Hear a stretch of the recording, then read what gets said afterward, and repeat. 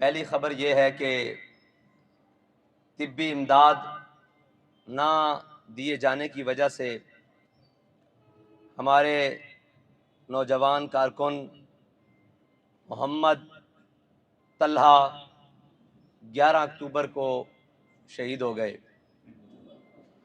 بابا صداقت علی جو سیدھا اسٹریٹ فائر لگنے سے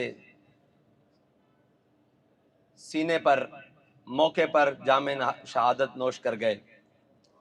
محمد قمر زمان و نیاز احمد بھی سینے میں گولی لگنے کی وجہ سے شہید ہو گئے۔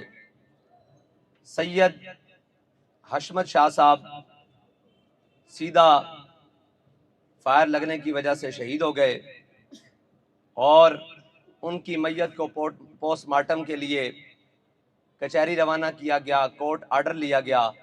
کورٹ آرڈر ہونے کے باوجود ان کی میت کو لاہور کچہری سے غائب کر دیا گیا، جس کا تصویری اور ویڈیو ثبوت بھی موجود ہے۔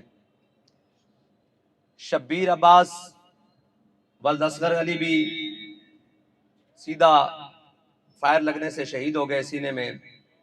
اس طرح بہت سارے شدید زخمی کارکنان جو فوری طبی امداد نہ ملنے کی وجہ سے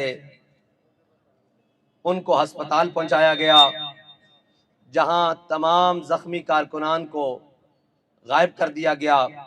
تاحال ابھی تک ان کے متعلق کوئی خبر نہیں کہ وہ زندہ ہیں یا طبی امداد نہ ملنے کی وجہ سے شہید ہو چکے ہیں۔ سب پڑھیں انا للہ و انا الیہ راجعون۔